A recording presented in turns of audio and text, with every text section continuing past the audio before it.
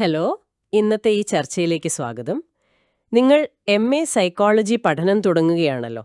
നമ്മൾ പലപ്പോഴും ബുദ്ധി എന്ന് കേൾക്കുമ്പോൾ മിടുക്ക് അല്ലെങ്കിൽ നല്ല കഴിവ് എന്നൊക്കെയാണ് മനസ്സിൽ വരുന്നത്. പക്ഷേ മനഃശാസ്ത്രപരമായിട്ട് എന്താണ് ശരിക്കും ഈ ബുദ്ധി?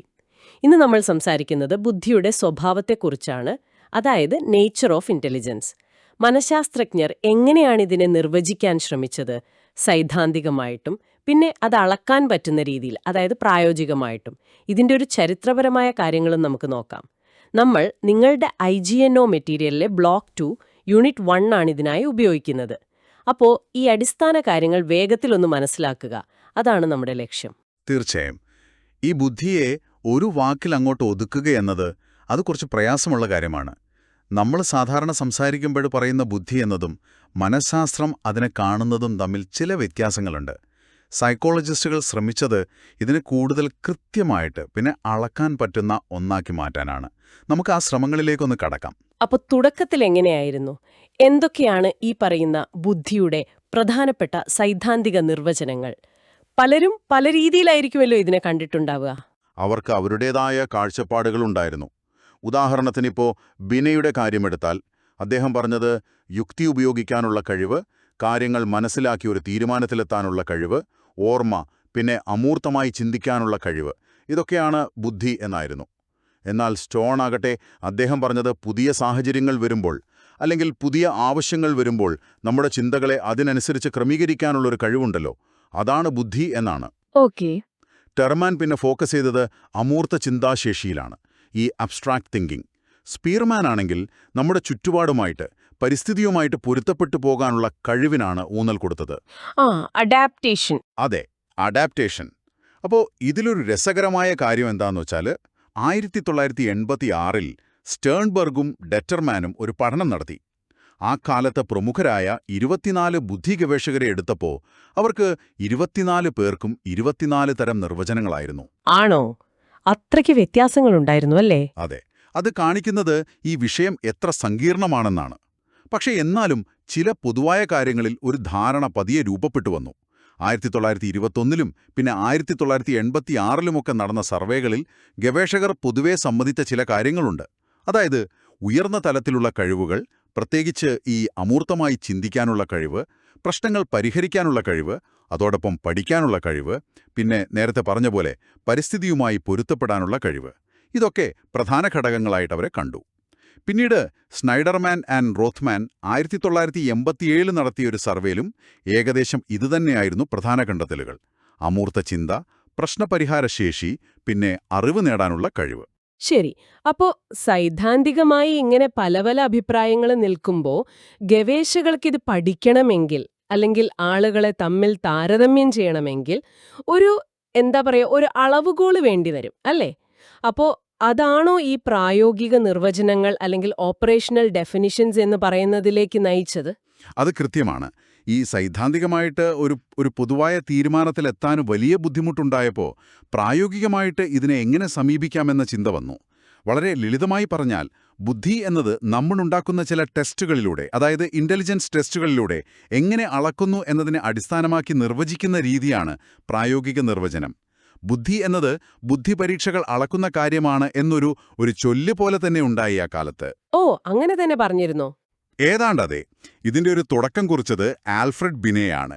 ഞാൻ നേരത്തെ സൂചിപ്പിച്ചല്ലോ, ഫ്രഞ്ച് ഗവൺമെന്റ് അദ്ദേഹത്തോട് സ്കൂളുകളിൽ പഠനത്തിൽ പിന്നോട്ട് നിൽക്കുന്ന കുട്ടികളെ ഒന്ന് തിരിച്ചറിയാൻ സഹായിക്കാമോ എന്ന് ചോദിച്ചു. അതിനു മുമ്പുള്ള ഗാൽട്ടനെ പോലുള്ളവര് അവർ ശ്രമിച്ചത് കൂടുതലും ശാരീരികമായ കാര്യങ്ങൾ, അല്ലെങ്കിൽ നമ്മുടെ ഇന്ദ്രിയങ്ങളുടെ സൂക്ഷ്മത, സെൻസറി അക്യൂറ്റിയൊക്കെ അളക്കാനായിരുന്നു. പക്ഷെ ബിനെയും അദ്ദേഹത്തിന്റെ കൂടെയുണ്ടായിരുന്ന സൈമണും കൂടി 1905-ലുണ്ടാക്കിയ സ്കെയില് അത് വ്യത്യസ്തമായിരുന്നു. അതിൽ കുട്ടികളുടെ ഓർമ്മ, ശ്രദ്ധ, ഭാഷ ഉപയോഗിക്കാനുള്ള കഴിവ്, യുക്തിപരമായി ചിന്തിക്കാനുള്ള കഴിവ്, അങ്ങനെയുള്ള ഉയർന്ന മാനസിക പ്രക്രിയകൾ അളക്കുന്ന ഏകദേശം 30 ടാസ്കുകളുണ്ടായിരുന്നു. അപ്പം അത് കുറച്ചും കൂടി കോംപ്ലക്സ് ആയ കാര്യങ്ങളിലേക്ക് കടന്നു. അതെ.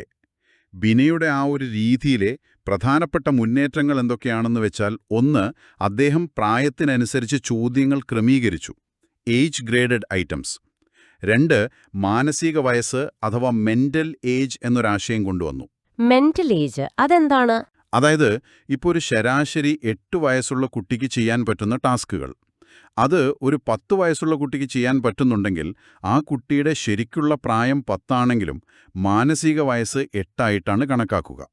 നേരെ മറിച്ച് ഒരു 6 വയസ്സുകാരനാണ് ആ 8 വയസ്സുകാരൻ്റെ ടാസ്ക് ചെയ്യുന്നതെങ്കിൽ അവൻ്റെ മാനസിക വയസ്സ് 8 ആവും. ഈ ആശയത്തെ പിന്നീട് ജർമ്മൻ സൈക്കോളജിസ്റ്റായ വില്യം സ്റ്റേൺ കുറച്ചുകൂടി ഡെവലപ്പ് ചെയ്ത് ഇൻ്റലിജൻസ് കോഷ്യന്റ് അഥവാ IQ എന്നൊരു ഫോർമുലയുണ്ടാക്കി. IQ = മാനസിക വയസ്സ് ശാരീരിക വയസ്സ് x100. ഇതൊരു വലിയ മാറ്റമായിരുന്നു. കാരണം ഇത് ഒരേ പ്രായത്തിലുള്ള കുട്ടികളെ തമ്മിൽ താരതമ്യം ചെയ്യാനൊക്കെ ഒരുപാട് സഹായിച്ചു. ആഹാ. അപ്പോ ഈ IQ ടെസ്റ്റ് എന്നൊക്കെ നമ്മൾ കേൾക്കുന്നതിന്റെ തുടക്കം ഇവിടെ നിന്നാണ്. ഈ ടെസ്റ്റുകളും ഈ അളവുകളുമൊക്കെ വളർന്നു വരാൻ കാരണം വ്യക്തികൾ തമ്മിലുള്ള വ്യത്യാസങ്ങളെക്കുറിച്ചുള്ള ഒരു ചരിത്രപരമായ കാഴ്ചപ്പാട് കൂടി ഇതിന് പിന്നിലുണ്ടാവുമല്ലോ അല്ലേ? Individual differences. തീർച്ചയായും മനുഷ്യർ തമ്മിൽ കഴിവുകളിൽ വ്യത്യാസങ്ങളുണ്ട് എന്നുള്ള ചിന്ത പണ്ടേയുള്ളതാണ്. സർ ഫ്രാൻസിസ് ഗാൽട്ടനൊക്കെ പാരമ്പര്യം പിന്നെ ഈ ഇന്ദ്രിയപരമായ കഴിവുകളൊക്കെ അളക്കാൻ ഒരുപാട് ശ്രമിച്ചിട്ടുണ്ട്. പക്ഷേ ബിനെയുടെ പ്രവർത്തനങ്ങളാണ് ശരിക്കും ബുദ്ധിയെ ഈ ഉയർന്ന മാനസിക പ്രക്രിയകളുമായി ബന്ധിപ്പിച്ച് അതിനെ അളക്കാവുന്ന ഒന്നാക്കി മാറ്റുന്നതിന് ഒരു അടിത്തറയിട്ടത്. ഇത് പിന്നീട് ഈ ബുദ്ധി സിദ്ധാന്തങ്ങളുടെയും അതുപോലെ ഇൻ്റലിജൻസ് ടെസ്റ്റുകളുടെയും ഒക്കെ വളർച്ചയ്ക്ക് വലിയ രീതിയിൽ വഴിയൊരുക്കി. ശരി. ഇതിലെ മറ്റൊരു പ്രധാനപ്പെട്ട വ്യക്തിയാണ് ചാൾസ് പിയർമാൻ. 1904 അദ്ദേഹം സ്റ്റാറ്റിസ്റ്റിക്സിലെ പുതിയ രീതികളൊക്കെ ഉപയോഗിച്ച്, അതായത് കോറിലേഷനും ഫാക്ടർ അനാലിസിസും ഒക്കെ ഉപയോഗിച്ച് ഒരു പ്രധാനപ്പെട്ട ആശയം മുന്നോട്ട് വച്ചു. അതായത് നമ്മൾ ചെയ്യുന്ന എല്ലാ ബൗദ്ധിക പ്രവർത്തനങ്ങൾക്കും അടിസ്ഥാനപരമായിട്ട് ഒരു പൊതുവായ ഘടകമുണ്ട്. അദ്ദേഹം അതിനെ G ഫാക്ടർ അഥവാ ജനറൽ ഫാക്ടർ എന്ന് വിളിച്ചു. അതോടൊപ്പം തന്നെ ഓരോ പ്രത്യേക ജോലി ചെയ്യാൻ അതിന് ആവശ്യമായ ചില പ്രത്യേക കഴിവുകളും ഉണ്ട്. അതിനെ S ഫാക്ടർ അഥവാ സ്പെസിഫിക് ഫാക്ടർ എന്നും പറഞ്ഞു. ഓ, G ഫാക്ടറും S ഫാക്ടറും. അതെ, ഈ G ഫാക്ടർ എന്ന ആശയം, അതായത് എല്ലാ കഴിവുകൾക്കും പിന്നിൽ ഒരു പൊതുവായ ബുദ്ധിശക്തിയുണ്ട് എന്നുള്ള ആ ഒരു ചിന്ത, അത് ബുദ്ധിസിദ്ധാന്തങ്ങളുടെ ചരിത്രത്തിൽ വളരെ പ്രധാനപ്പെട്ട ഒന്നാണ്. അപ്പോ ചുരുക്കി പറഞ്ഞാൽ ബുദ്ധി എന്താണെന്ന് നിർവചിക്കാനുള്ള ശ്രമം പല സൈദ്ധാന്തിക വഴികളിലൂടെ പോയി അവസാനം അത് അളക്കാനും പഠിക്കാനും പറ്റുന്ന ഒരു പ്രായോഗിക തലത്തിലേക്ക് എത്തി. ഈ വ്യക്തിഗത വ്യത്യാസങ്ങൾ തിരിച്ചറിയാനും അത് അളക്കാനുമുള്ള ശ്രമങ്ങളുമാണ് ഇതിന്റെ പിന്നിൽ ഒരു പ്രധാന ഡ്രൈവിംഗ് ഫോഴ്സ് എന്ന് പറയാം. അതെ, അങ്ങനെ പറയാം. ഈ സൈദ്ധാന്തിക നിർവചനങ്ങളിലെ ഒരുപാട് ആശയക്കുഴപ്പങ്ങളും അതേസമയം പ്രായോഗികമായിട്ട് ഒരു അളവുകോൽ വേണമെന്ന ആവശ്യകതയും പിന്നെ ബിനെ, സ്പിയർമാൻ തുടങ്ങിയവരുടെ സംഭാവനകളും ഒക്കെ ചേർന്നാണ് ഇന്നത്തെ രീതിയിലുള്ള ബുദ്ധിയെക്കുറിച്ചുള്ള പഠനങ്ങൾക്ക് ഒരു രൂപം കൊടുത്തത്. അപ്പോൾ ഈ ചരിത്രവും ഈ വ്യത്യസ്ത സമീപനങ്ങളും നിങ്ങൾ മനസ്സിലാക്കുന്നത് ഇനിയിപ്പോൾ നിങ്ങൾ പഠിക്കാൻ പോകുന്ന മറ്റു ബുദ്ധിസിദ്ധാന്തങ്ങളെയും ടെസ്റ്റുകളെയുമൊക്കെ ശരിയായ രീതിയിൽ കാണാൻ സഹായിക്കും. പൂർണ്ണമായ ഒന്നാണ്. എന്നാലും ഈ അമൂർത്ത ചിന്ത, പ്രശ്നപരിഹാരം, പഠിക്കാനുള്ള കഴിവ്, പുതിയ സാഹചര്യങ്ങളുമായി പൊരുത്തപ്പെടാനുള്ള കഴിവ്, ഇതിനൊക്കെ ഒരു പ്രാധാന്യമുണ്ട്. എന്നാലും ഈ മനഃശാസ്ത്രപരമായ പഠനങ്ങളിൽ ടെസ്റ്റുകൾ വഴിയുള്ള അളവുകളും ഈ IQ പോലുള്ള പ്രായോഗിക നിർവചനങ്ങളും ചരിത്രപരമായിട്ട് വളരെ പ്രധാനപ്പെട്ടൊരു പങ്ക് വഹിച്ചിട്ടുണ്ട്. ശരിയാണ്. ഒരു കാര്യം കൂടി നമ്മൾ ഓർക്കുന്നത് നല്ലതാണ്. നമ്മൾ ഈ കണ്ട നിർവചനങ്ങളിലും സർവേകളിലുമൊക്കെ ഈ പരിസ്ഥിതിയുമായി പൊരുത്തപ്പെടുക, അഡാപ്റ്റേഷൻ, പഠിക്കുക, ലേണിംഗ്, പ്രശ്നങ്ങൾ പരിഹരിക്കുക, പ്രോബ്ലം സോൾവിംഗ്, ഇതിനൊക്കെ വലിയ പ്രാധാന്യം കൊടുത്തതായി കണ്ടല്ലോ. ഇന്നത്തെ കാലം നോക്കൂ. ആർട്ടിഫിഷ്യൽ ഇൻ്റലിജൻസ്, AI, സാങ്കേതികവിദ്യ, ലോകം വളരെ വേഗത്തിൽ മാറിക്കൊണ്ടിരിക്കുന്നു. അപ്പോൾ ഈ സാഹചര്യത്തിൽ ബുദ്ധി എന്ന ആശയത്തെക്കുറിച്ച്, പ്രത്യേകിച്ച് മനുഷ്യന്റെ ഈ പൊരുത്തപ്പെടാനുള്ള കഴിവിനെക്കുറിച്ച് നമ്മൾ ഇനിയും എങ്ങനെയൊക്കെ ചിന്തിക്കേണ്ടതുണ്ട്? ഇതൊരു ആലോചിക്കാവുന്ന കാര്യമല്ലേ? തീർച്ചയായും. ഈ ഒരു ചിന്തയോടെ നമുക്ക് ഇന്നത്തെ ഈ ചർച്ച അവസാനിപ്പിക്കാം. ഞങ്ങളോടൊപ്പം ചേർന്നതിന് വളരെ നന്ദി.